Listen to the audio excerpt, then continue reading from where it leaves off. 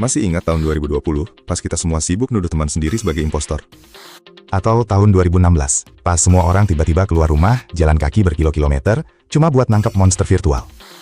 Dulu, game-game ini kayak penguasa dunia. Semua orang mainin, semua YouTuber bahas. Coba kalian buka lagi gamenya. Sepi, hampa, dan butuh waktu berabad-abad cuma buat cari satu match. Pertanyaannya, gimana bisa game yang punya puluhan juta pemain aktif tiba-tiba mati dan ditinggalin gitu aja? Apa yang sebenarnya terjadi di balik layar? Halo semua, selamat datang di Gamer Aku IO. Hari ini, kita bakal nostalgia sekaligus investigasi. Kita bakal bahas fenomena dead game. Kita nggak bicara soal game gagal dari awal ya, tapi game yang udah sukses besar, udah di puncak dunia, tapi terjun bebas ke dasar jurang. Dari Among Us yang mendadak hilang, sampai Fall Guys yang sempat jadi raja, tapi sekarang megap-megap. Kenapa mereka gagal mempertahankan kita sebagai pemain? Ayo kita bedah misterinya. Kita harus jujur, beberapa game mati bukan karena mereka jelek, tapi karena mereka adalah produk dari situasi yang unik. Contoh paling nyata, Among Us. Game ini rilis tahun 2018 dan gak ada yang peduli. Baru pas pandemi 2020. Pas semua orang dikurung di rumah dan butuh interaksi sosial, game ini meledak.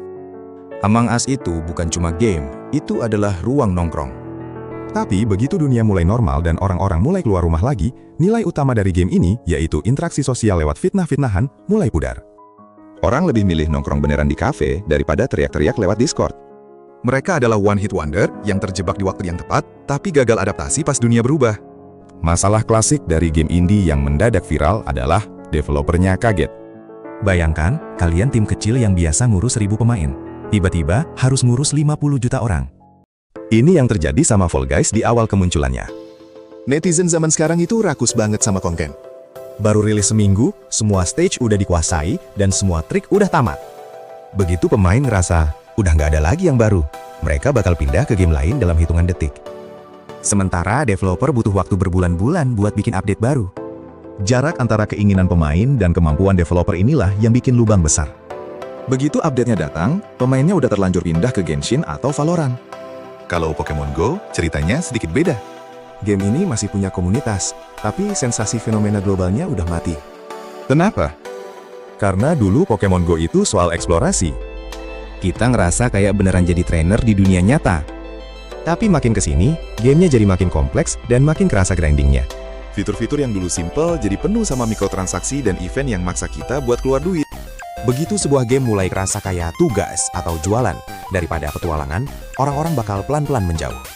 Rasa magic pas pertama kali main itu hilang, diganti sama kalkulasi statistik yang ngebosenin. Satu hal yang paling cepat ngebunuh game adalah cheater. Ingat gak game kayak PUBG Lite atau beberapa game kompetitif lainnya?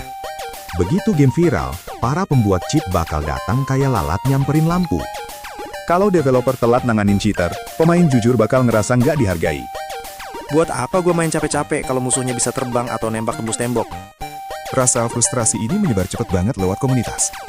Begitu sentimennya jadi, game ini penuh cheater, itu adalah vonis mati buat game tersebut. Orang nggak bakal mau balik lagi ke tempat yang nggak adil. Terakhir, kita harus terima kenyataan kalau tren game itu mirip kayak fashion. Ada masanya Battle Royale berkuasa, ada masanya game survival di atas. Sekarang mungkin era game gacha atau tactical shooter. Game yang mati biasanya karena mereka nggak punya fondasi komunitas yang kuat di luar tren itu sendiri. Mereka cuma numpang lewat pas lagi rame. Begitu ada mainan baru yang lebih kinclong dan lebih seru, masa bakal bergerak secara organik. Game lama ditinggalin bukan karena rusak, tapi karena udah nggak dianggap keren lagi buat dibahas di tongkrongan. Nah, sebelum kita tutup, gua mau absen dulu nih.